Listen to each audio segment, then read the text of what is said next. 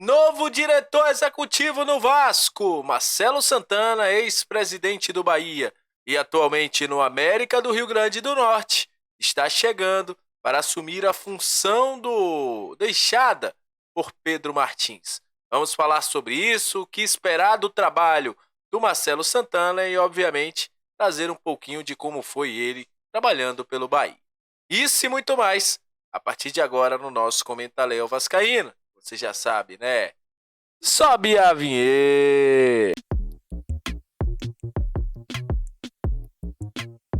Salve, salve, torcedor vascaíno! Salve, minha galera do Comentaléu! Saudações vascaínas! Estamos entrando no ar para falar de Vasco.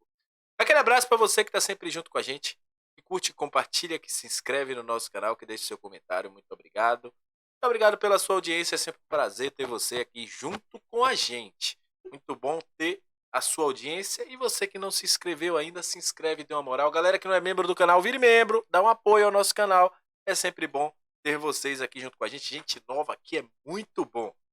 Enfim, vamos falar de Vasco a partir de agora, que parece que o Vasco está começando a juntar os cacos ali para depois de uma, vamos dizer assim, né, uma debandada.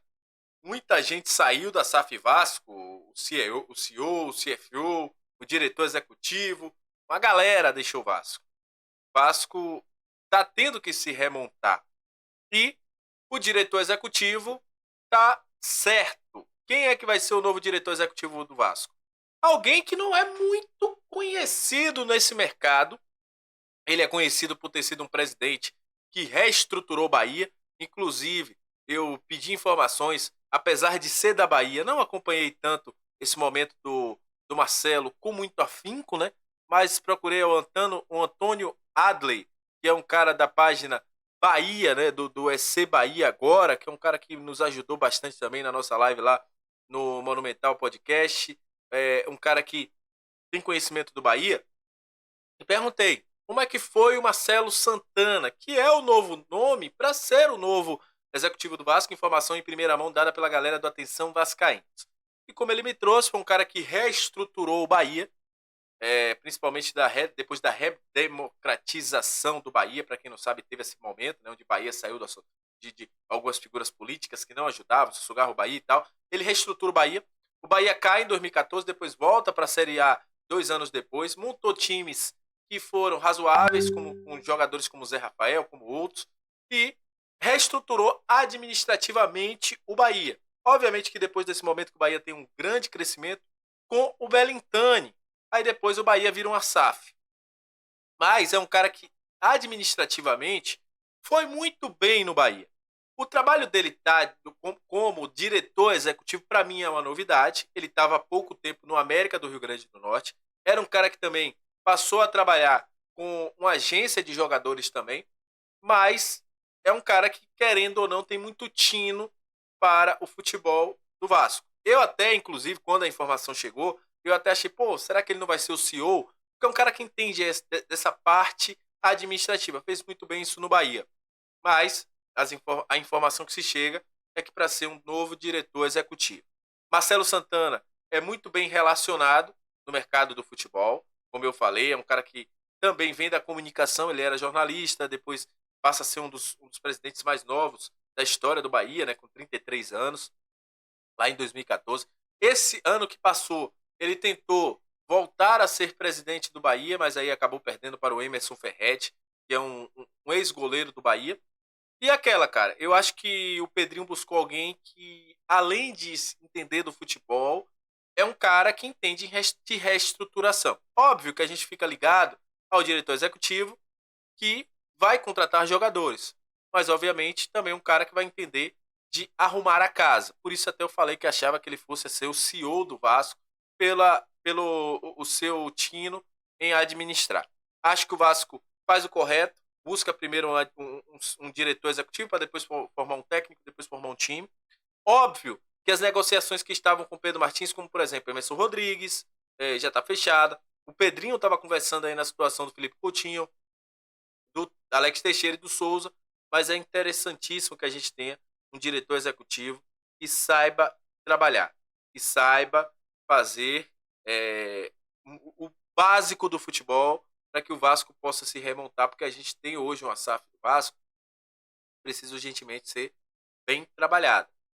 E a partir do momento que a gente não tem um bom trabalho, as chances da gente hoje ter uma dificuldade, principalmente na parte de administração, é muito, muito, muito grande.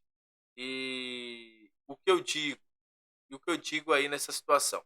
O Vasco agora vai precisar reorganizar a casa. Dentro de campo a gente está se reorganizando. Vai ter que trazer um técnico que entenda. Enquanto não trouxer um técnico que vá valer a pena, vai mantendo o Rafael Paiva, porque é um cara que entendeu, apesar de que o Vasco ainda tem limitações, eu já falei sobre isso, o Vasco tem dificuldade no último terço, o Vasco ainda precisa ter mais calma com a bola no pé, trabalhar um pouquinho mais. O Vasco às vezes se livra da bola, ainda acontece, mas é um time mais aguerrido, um time mais compactado, mas o Vasco vai precisar ter aí essa questão de organização também dentro e fora das quatro linhas. Hoje tivemos resultados aí do futebol brasileiro. A equipe do Fluminense perdeu para o Vitória, né? Zé Hugo fez o que quis com a zaga do Fluminense. E com isso, o Vasco perdeu uma posição, termina a 12ª rodada na 16ª posição.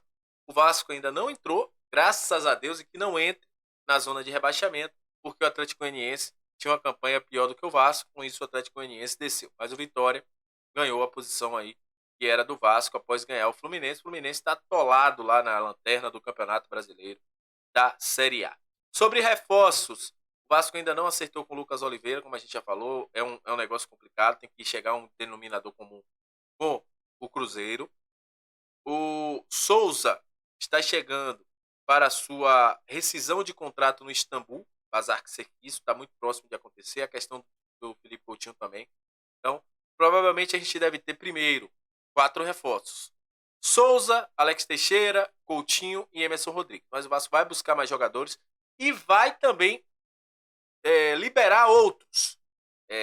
Por exemplo, Praxedes já tem chance, apesar do André Cury ter dito que o Praxedes não vai ser devolvido. Outros jogadores do elenco também, como Rojas, Serginho, enfim, são jogadores que podem deixar o Vasco sim, caso o Vasco tenha alguma oportunidade. Óbvio que o Vasco não vai liberar ninguém para ter que pagar, mas se tiverem alguma oportunidade de mercado, esses jogadores serão liberados pelo Vasco da Gama. Então é isso, já agradeço a sua audiência, muito obrigado. Lembrando que o Vasco treinou hoje na Bahia, já embarcou para o Rio de Janeiro, treina amanhã no CT Moacir Barbosa e aí já concentra para enfrentar o Botafogo dentro de São Januário. Curiosamente, o Vasco parou de trazer a parcial de ingressos, né?